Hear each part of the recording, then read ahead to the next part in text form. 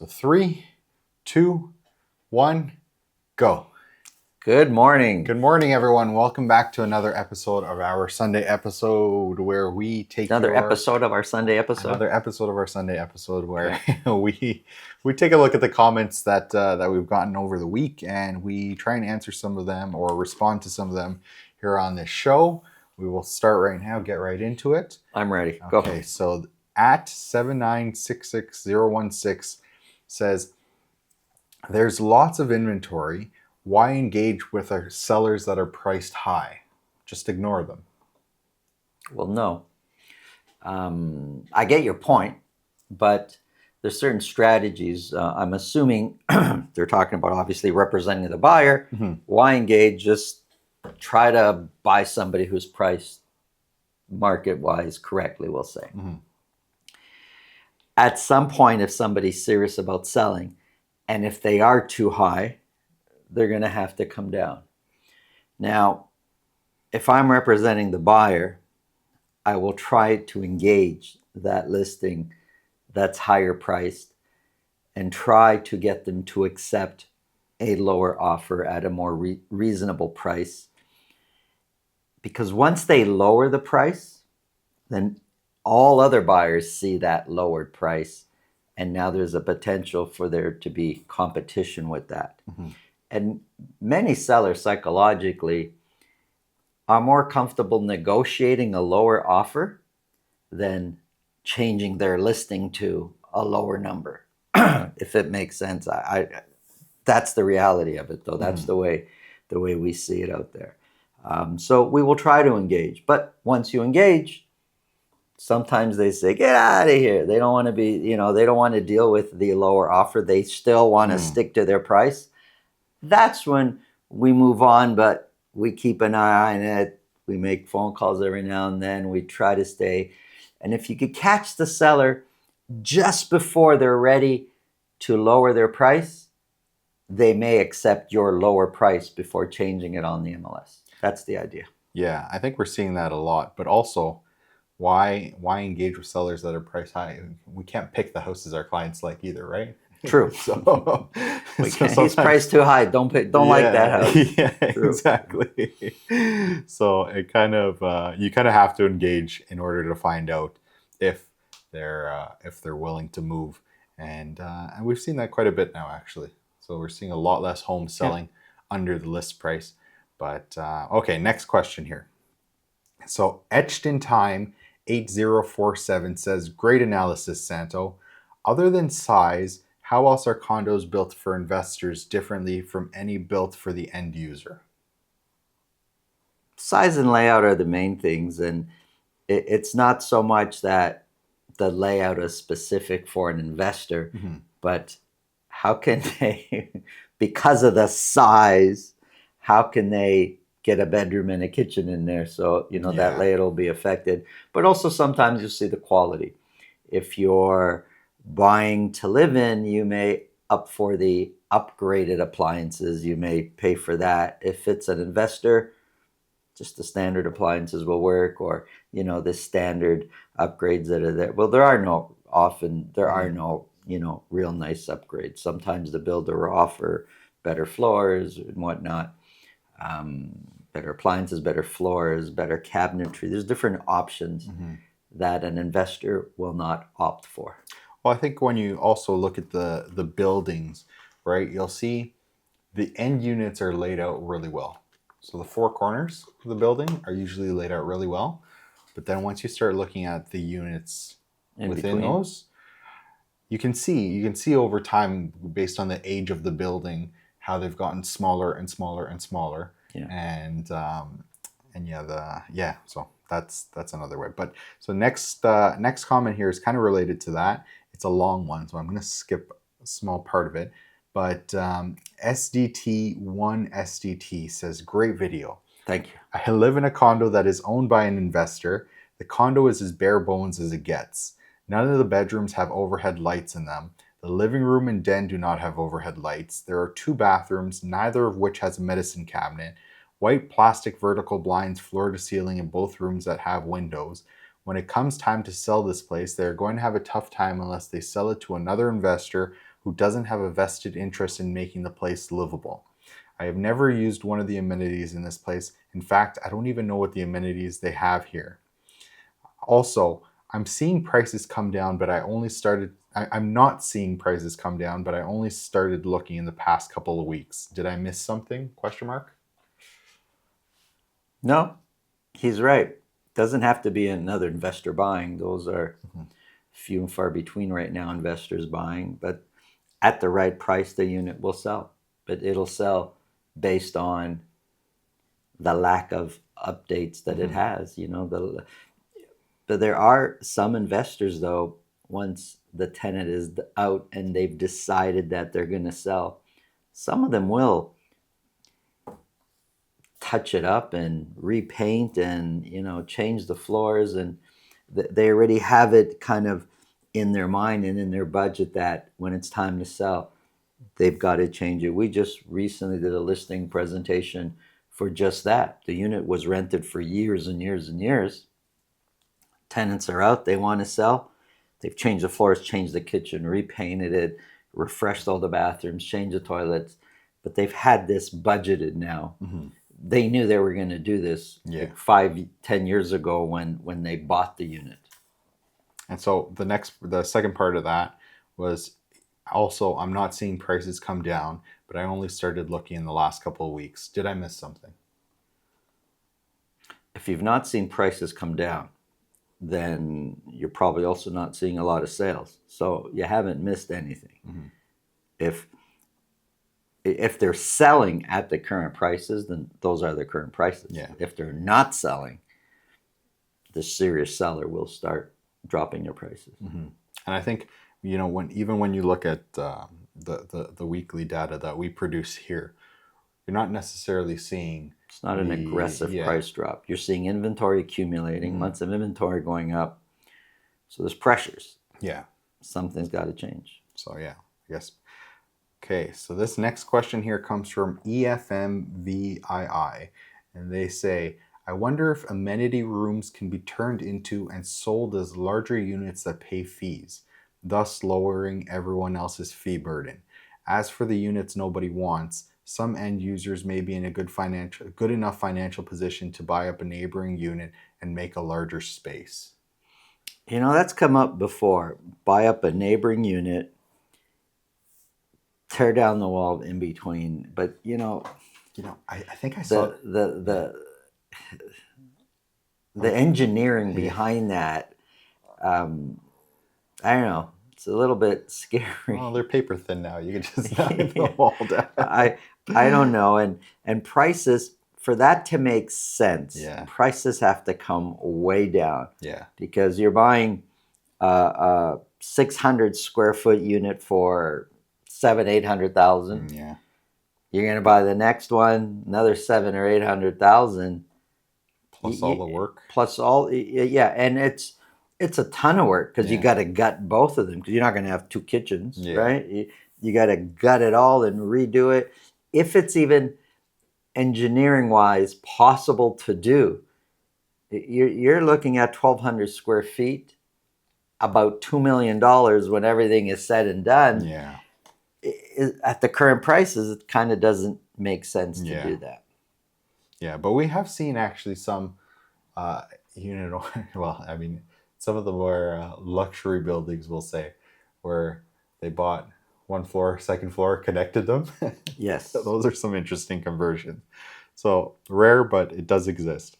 And so amenity but rooms, in my head, I could see that being easier to do, though. Right?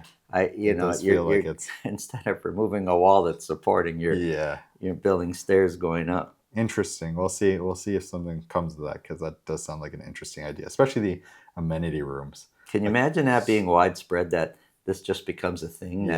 Buy 2 units. Take the wall down. Renovate. Can you imagine, if it makes sense price-wise, can you imagine the kind of interesting units we would have? Because now we're truly customizing these spaces, right? It's like you go down a street, a freehold, as a neighborhood of detached older properties, they're not the same anymore. There's a few old bungalows, and then you got this monster of a home, and you got this bungalow with an addition. And Yeah. so the homes at one time were all the same, but now they're all unique and different because of all the updates. Imagine seeing that with the condos. That would be very interesting. I think what would be interesting too is they're talking about amenity rooms as well. Some of these amenity rooms are massive. Yeah. High ceilings, windows, floor Yeah. ceiling windows. That would be interesting. I don't know. I don't know if it's going to happen, but it would be a cool idea to see. All you need is one person. No, I want the pool. Yeah, I know. And Yeah. okay, well, I'll let you use the pool. It's in my living. It's in my living room. I'll let you use it once a week. That's right. So, okay, next comment here comes from Kate R or Cater 8730, and they say baby boomers need to downsize. I still think condos will sell because of necessity, like elderly safety, death of a spouse, etc. Can you do a video on conditional sales / buying first versus selling, pros / cons, and what to do if you sell your home and can't find another? Can you set a closing 90 to 120 days in order to find another home? Yeah, we've done a whole show Yeah. on that. Should you buy first? Should you sell first? And depending on the market, it'll dictate pressures of doing one versus the other. But the safest option, if you need this sale, excuse me, if you need the sale of your current home, if you need that money to buy your next home, then the safest option is sell first, then buy. But there's factors there that can sometimes make you think the other way. For example, if what you want to buy is so rare that, or so tricky to buy, it's so rare that, yeah, you could sell yours, have the money, and count on the money coming in and start shopping, and you may never find the home you want to buy, or never find it in time from when your home closes. You may be homeless for a while, so you may have to have the option of renting. This is things that need to be discussed upfront in a listing presentation, for example, before any of these choices are made. Now, as far as a closing date goes, you could put whatever you want. It's up to the buyer and seller to agree on a closing date. Many times we've seen 120 days out closing date to allow enough time for someone, to purchase or to sell. But that's assuming that the seller and buyer agree on that date. Yeah. And sometimes there could be a conflict there. Well, I think especially what we're seeing now is, there's so much, let's say, uncertainty in the market that sellers are having a lot harder time, and especially with carrying costs too, right? If you're closing in 120 days, like 4 months, 5 months, they're carrying that home for an extra 4 or 5 months. Yeah. Which, if they're under some type of financial pressure, it's going to be a lot tougher for them. I do want to let me say something else here. If you buy on condition your home sells, there are certain markets and certain situations we'll see that in. There could be the odd situation where that happens now. I rare do I see that kind of condition. It's only on a very difficult to sell property that seller will accept a condition that the buyer sells their home. Yeah. But if we get into a situation where it's, a very strong, heavy buyer's market and sellers just can't sell, then they'll start looking at these options. Yeah, for sure. So, Roadmap 999 says, great content as always. You may want to consider informing the viewer of how many condo buildings are nearing or at completion. Obviously, this is factored into the new listings number, but it may be interesting to see some of the projects that are obtaining occupancy permits, etc. I'm not sure how that number appears in the new listing numbers. Yeah, the condos approaching completion. So yeah, I think I added this one here because I wanted you to clarify that actually when it comes to new construction and occupancy permits and stuff like that, those are actually not factored into the new listing numbers that we have. New listings are strictly new MLS listings. Yeah. So it's if someone closes on their pre-construction unit and then puts it on the market, then it would be listed here as a new listing on the data that we present. But they could be an occupancy. Mhm. It could even be an assignment sale. Yeah, If it's listed on the MLS, that's right. it'll appear as a new listing. There's just very few of them because they're not allowed in most cases to advertise an assignment sale on the MLS. They're just not allowed. Yeah, so this is all to say that new listings is just for listings on the MLS. It has nothing to do with pre-constructions unless they are being put onto the MLS. Correct. Right? Okay, so next question here comes from Quo0219. And they say, there's this one house in London that tried to sell for 1 million without a driveway and garage. Houses in the neighborhood, literally 5 houses down, that are the same age and size and have garages, sold recently for less than 800K.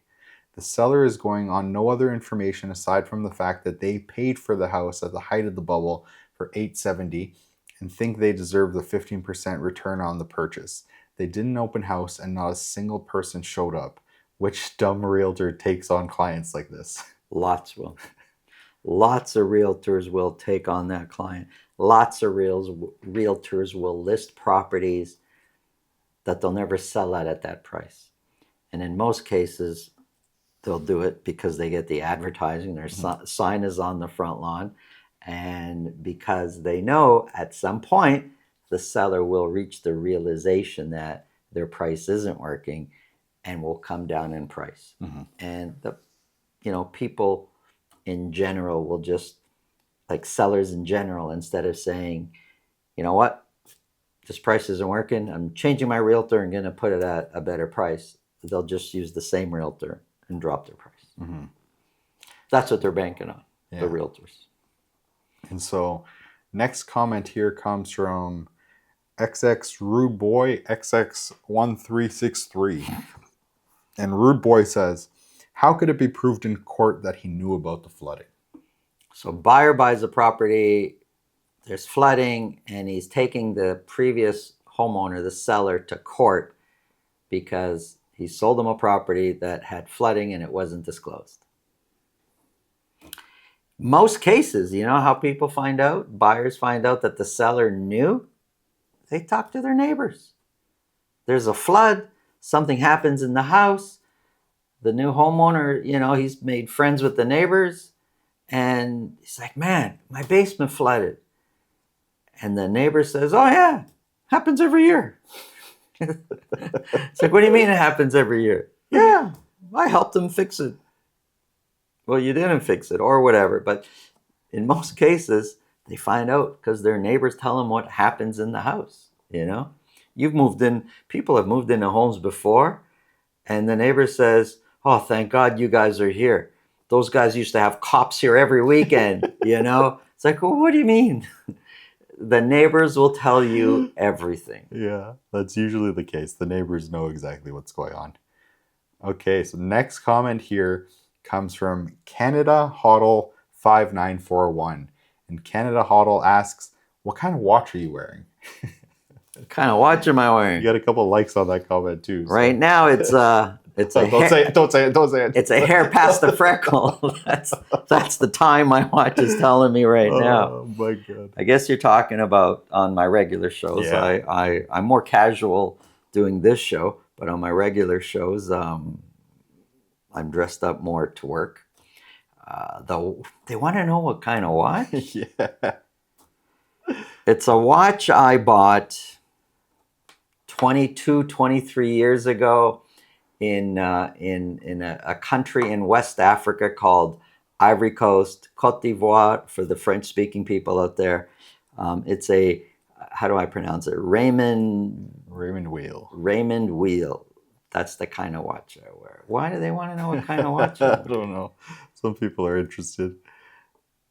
Okay, and our last comment here comes from Yoga Lady Toronto. Yoga Lady. And Yoga Lady says, as always, we end our videos with a nice comment. So Yoga Lady says, I very much appreciate these updates. Thank you. You're welcome, Yoga Lady. Thank you guys again for tuning in to another episode. We will hopefully be back next week, but this is becoming a bi-weekly episode. It seems like because we usually miss 1 week. So yeah, thanks for all your comments. Leave your comments under this video, under the videos during the week, and maybe they will be featured on this show. Thanks again. Have a great weekend. Have an awesome weekend, everybody.